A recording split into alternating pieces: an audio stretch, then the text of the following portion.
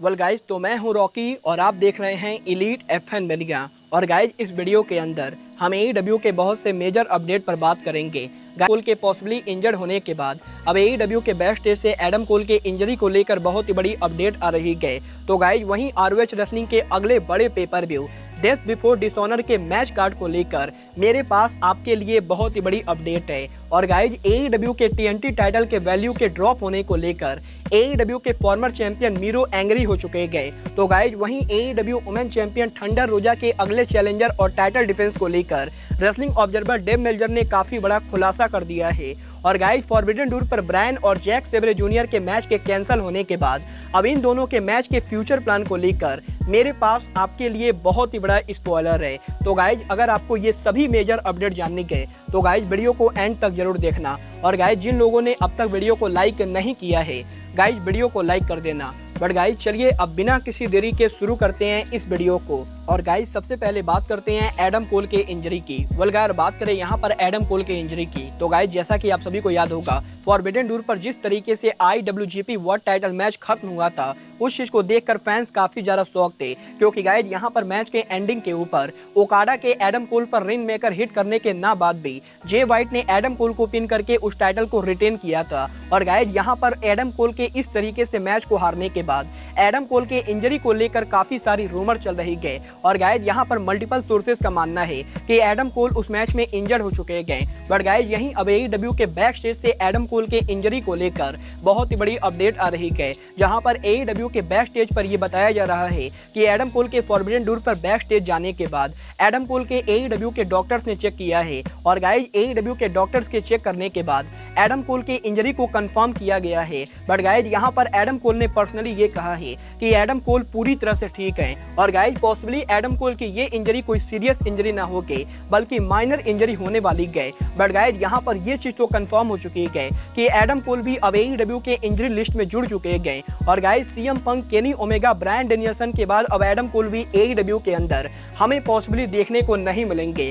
Well guys, देखना काफी ज्यादा दिलचस्प होगा कि एडम कोल एईडब्ल्यू में उनकी वापसी कब करते गए। बट गाइज, बात करें यहाँ पर एईडब्ल्यू की तो गाइज, जैसा कि आप सभी को पता है, एईडब्ल्यू के फॉरबिडन डोर पेपर व्यू के बाद अब टोनी खान आरओएच रेसलिंग का बहुत ही बड़ा pay per view death Before dishonour कराने वाले गए। और गाइज, 23 जुलाई को हमें ROH wrestling death Before Dishonor pay per view के साथ उनका कमबैक करते हुए दिखाई देगी। और गाइज, बात करें यहाँ पर अब इस पेपर व्यू की तो गाइज, यहाँ पर रेसलिंग ऑब्जर्वर डेव मेल्जर के हिसाब से टोनी खान इस पेपर व्यू को लेकर एईडब्ल्यू में काफी ज्यादा बिल्डअप करने वाले गए। और गाइज, इस पेपर व्यू पर जो भी मैचेज होने वाले गए उन सभी मैचेज को एईडब्ल्यू के टेलीविजन पर बिल्डअप दिया जाएगा। और गाइज, बात करें यहाँ पर बिल्डअप की तो गाइज, जैसा कि आपने इस हफ्ते डायनामाइट पर देखा होगा, इस हफ्ते डायनामाइट पर जे लिथल ने एईडब्ल्यू सुपरस्टार समोआ जो को आरओएच के टीवी टाइटल के लिए चैलेंज किया है। और guys, possibly death Before dishonour के ऊपर हमें समोआ जो वर्सेस जे लिथल आरओएच टीवी चैंपियनशिप देखने को मिलेगा। बट गाइज, इसके अलावा हमें डेथ बिफोर डिसऑनर पर जो और बड़े मैचेस देखने को मिलेंगे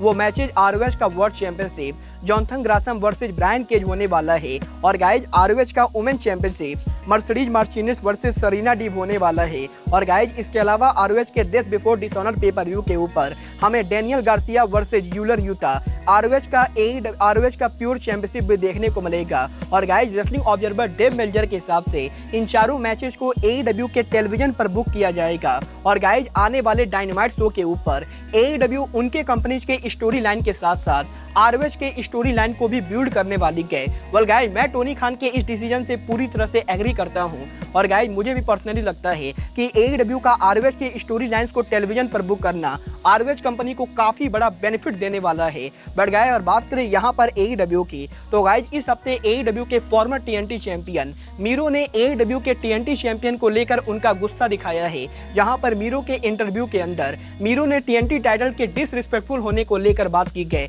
और गाइज, यहाँ पर मीरो ने बताया है कि जब एईडब्ल्यू में कोडी रोड्स, डार्बी एलन या फिर मीरो टीएनटी चैंपियन थे तो गाइज, उस समय इस टाइटल का काफी ज्यादा प्रेस्टीज था। और गाइज, उस समय एईडब्ल्यू के अंदर इस टाइटल का लेवल एईडब्ल्यू के वर्ल्ड टाइटल के लेवल का था। बट गाइज, यहाँ पर जब से सैमी गुवारा एईडब्ल्यू के टीएनटी चैंपियन बने तब से इस टाइटल का लेवल गिर चुका है। और गाइज, सैमी गुवारा के टीएनटी चैंपियन बनने के बाद सैमी गुवारा ने इस टाइटल के लेवल को पूरी तरह से गिरा दिया है। और गाइज यहाँ पर सैमी गुवारा वो मेन रीजन है जिसकी वजह से आज के टाइम पर TNT टाइटल एकदम बेकार हो चुका है। और गाइज AEW में AEW के TNT चैंपियन स्कॉर्पियो स्काई को लेकर AEW के फैंस के बीच में कोई भी एक्साइटमेंट नहीं गए। और गाइज यहाँ पर मीरो का पर्सनली मानना है कि AEW के TNT टाइटल के लेवल के गिरने में AEW के फॉर्मर TNT चैंपियन सैमी गुवारा का सबसे बड़ा हाथ है।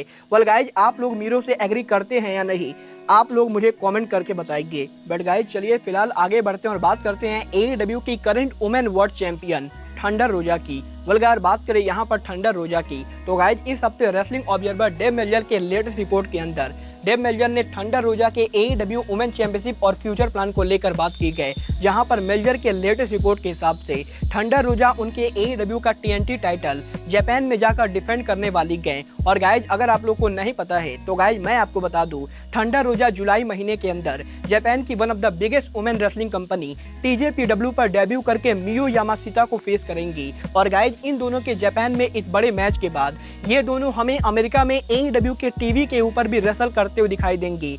और गाइज यहाँ पर मेल्जर के रिपोर्ट के हिसाब से मियो यामाशिता और थंडर रोजा के TJPW में बड़े मैच के बाद ये दोनों अमेरिका आकर AEW के टेलीविजन पर दोबारा रेसल करेंगी। और गाइज यहाँ पर AEW के अंदर हमें बहुत ही जल्द थंडर रोजा और मियो यामाशिता के बीच में बहुत ही बड़ी राइवलरी देखने को मिलेगी। वेल गाइज देखना काफी ज्यादा दिलचस्प होगा कि टोनी खान इस राइवलरी को कैसे बुक करते गए। और गाइज AEW में मियो यामाशिता का डेब्यू कब होता है।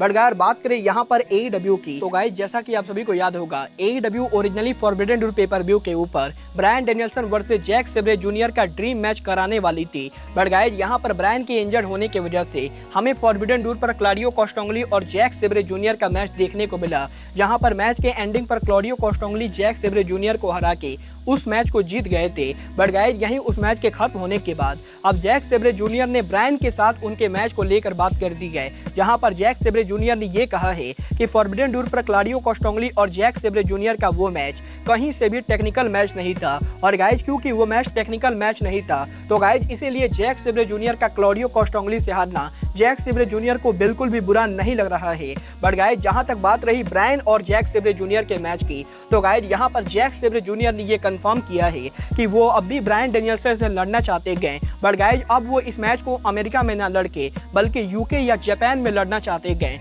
और गाइज यहां पर जैक सेब्रे जूनियर के इस प्रोमो के बाद अब रेसलिंग ऑब्जर्वर ने इस चीज को कंफर्म किया है कि जैक सेब्रे जूनियर और ब्रायन डेनियल्सन का ये मैच पॉसिबली NJPW के अगले साल के biggest pay per view wrestle kingdom 2023 पर हो सकता है।